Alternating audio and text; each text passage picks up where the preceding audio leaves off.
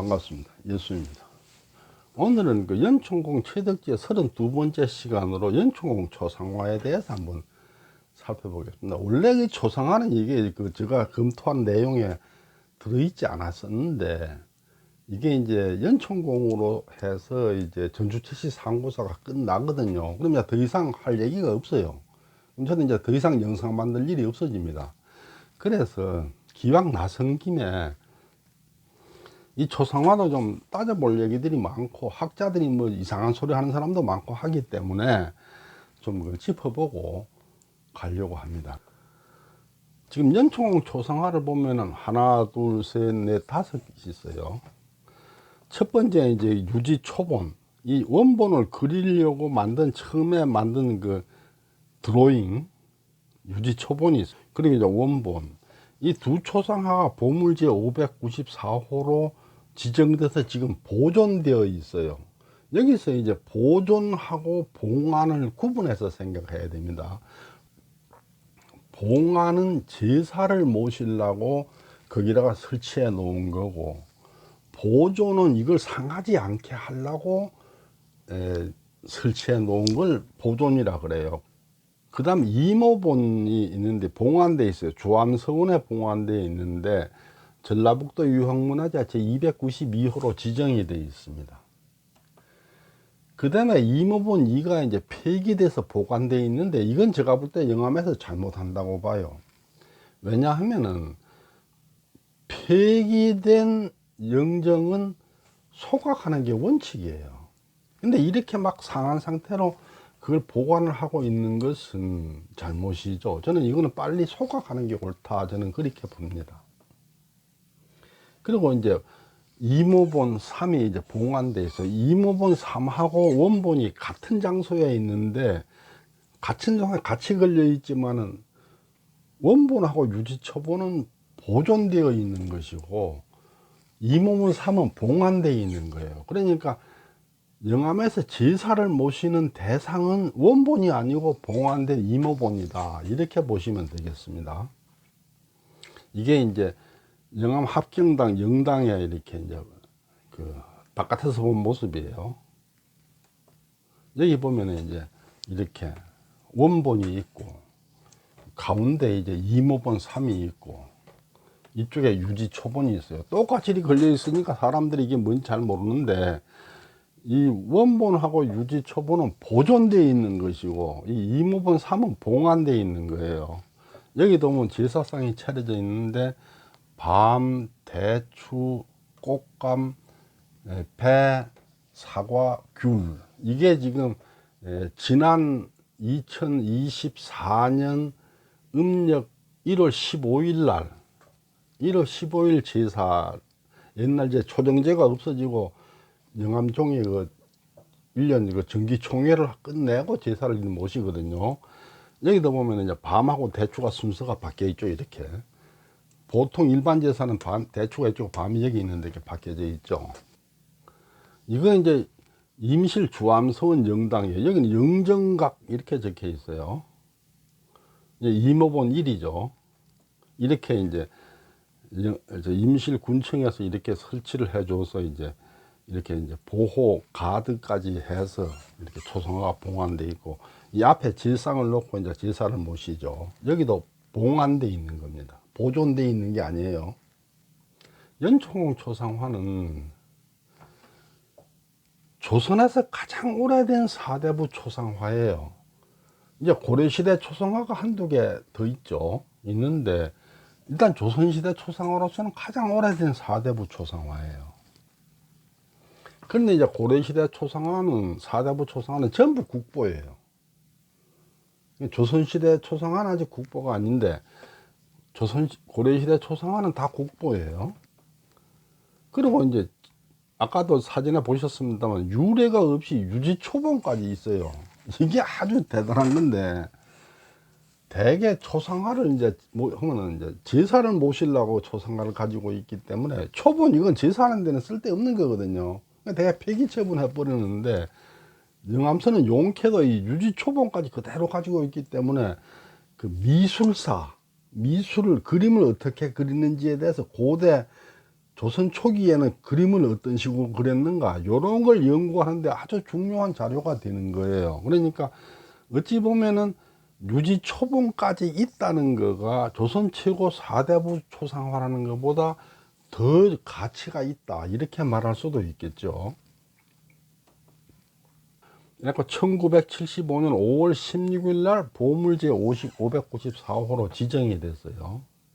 그런데 지금 보면 이제 보물들이 많이 그 국보로 성격이 되고 있어요. 그런데 아직 이 연천궁 초상화는 보물에 머물러 있거든요. 이것도 제가 볼 때는 연천궁파 가문에서 등한히 해서 별로 그 신경을 안 쓰고 일을 안 해서 그렇다 저는 그렇게 보는데, 아까 말씀드렸듯이 조선 최고 4대부 초상화예요.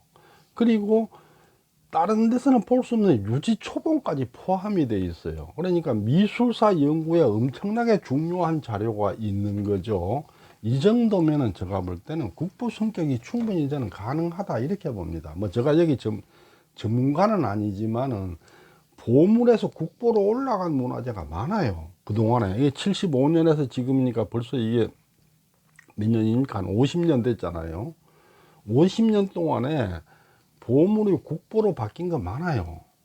이건 연천공파 사람들이 너무 신경을 안 쓰고 방치하고 있기 때문에 저는 그대로 있다고 보는데, 특히 이 유지 초본을 포함하고 있다는 부분은 대단한 것이기 때문에 저는 이 국보 성격을 좀 검토할 필요가 있다 저는 그렇게 생각합니다. 그런데 이렇게 명성이 높으면 모함도 많아요. 그리고 이제 새 학설을 주장해야 되는 게 학자들의 본분이에요. 학자라는 사람이 옛날에 구학설을 그냥 따라만 간다면 그 사람은 학자가 아니죠. 새로운 학설을 주장하는 사람, 그 사람이 학자죠.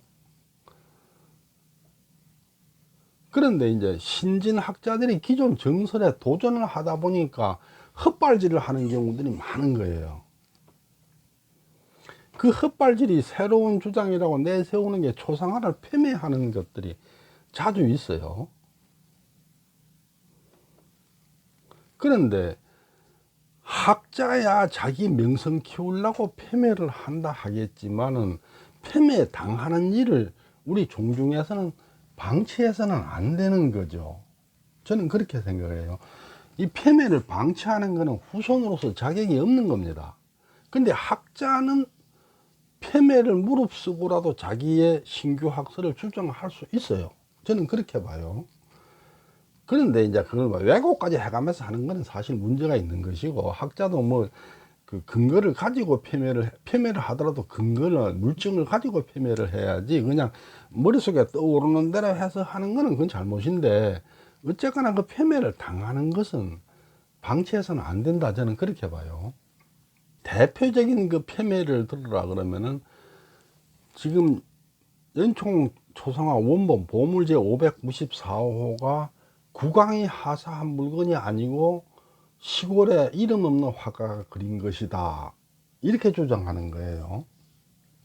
왜냐하면 정설이 국왕이 하사한 거라 그러는데 그 정설을 깨트려야 내가 훌륭한 학자가 되는 거예요.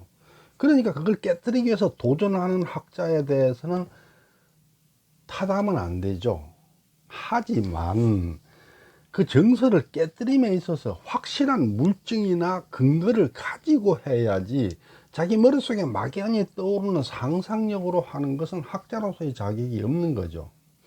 또 하나 폄훼가 뭐냐면은 원본 초상화가 국왕 하사품이 아닐 뿐만 아니라 후세에 그린 이모본이다 하고 주장하는 거예요. 이거 역시 마찬가지예요. 물증을 가지고 그 얘기를 해야지 그게 학자지, 그냥 무조건 내가 그렇게 폄훼만 하는 것은 학자로서의 자질도 떨어진다 이렇게 볼 수 있겠죠. 그런데 그걸 방치하는 후손은 자격이 없는 거죠. 내용은 하나하나 보겠습니다. 해동명신록을 1651년에 김육이 지었어요. 여기에 보면은 주상께서 더는 만류할 수 없다는 것을 아시고 초상화를 그려서 하사하셨으므로 한때 영광이 크게 빛났다. 1651년에 김육이 이렇게 말하는 것을 500년 지나서 지금 와서 아무 근거 없이 왕이 하사한 게 아니다. 그게 말이 되겠습니까? 또 지금 청암 찰방 채군 행장하는 거를 1671년에 윤증이 지었어요.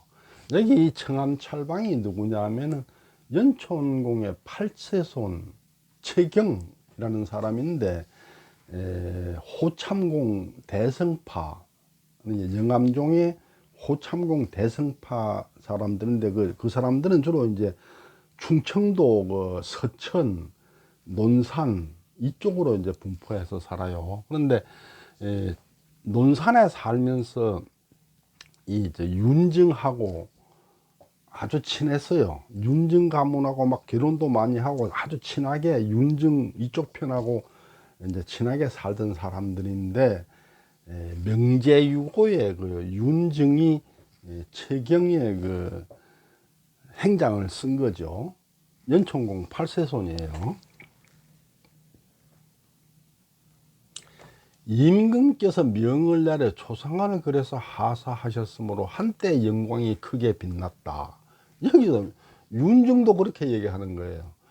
김육도 임금이 하사해서 초상화를 줬다 그러고, 윤증도 임금이 초상화를 하사해 줬다는데, 이 사람들이 보통 대단한 학자들이 아니죠. 윤증이 그 송시열하고 싸워가지고 결국은 이제 노론소론이 나눠지게 되죠.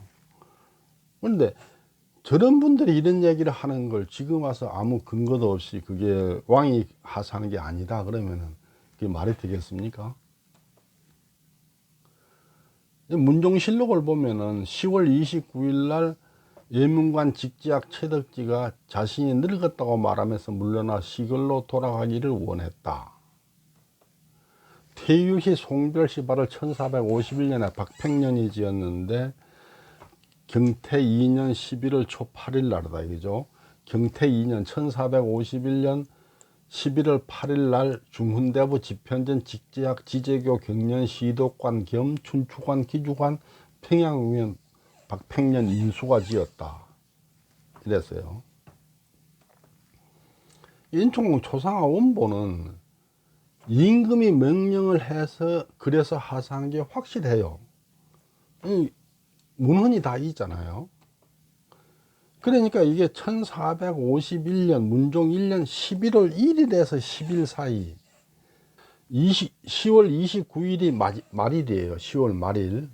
10월 말일 날 은퇴상소가 승인이 났고, 그러면 이제 상소를 승인하면서 이제 초상화를 그려줘라 했을 거니까, 그 다음 날인 11월 1일에서부터 한 10일까지 이 사이에 제 초상화를 그렸다는 걸 알 수 있는 거죠. 근데 이걸 갖다가 시골 작가의 작품이라고 폄훼를 하면은 그게 먹혀들겠습니까? 그리고 이게 생시 친본이 아니고 이모본이라고 억지를 부르는 사람이 있어요. 이게 황적 위상을 높이려는 탐욕의 결과예요. 이게 이모본이 아니라는 증거가 영암에 있습니다. 그게 뭐냐, 유지초본이에요. 유지초본은 사람을 놓고 그림을 그리는데 너무 오래 앉혀놓으면 힘드니까 유지초본을 그려가지고 유지초본을 보고 원본을 그린 거거든요. 그런데 이모본은 원본을 보고 그리면 되기 때문에 사람을 앉혀놓고 그리는 게 아니기 때문에 유지초본이 필요가 없어요. 그렇지 않습니까?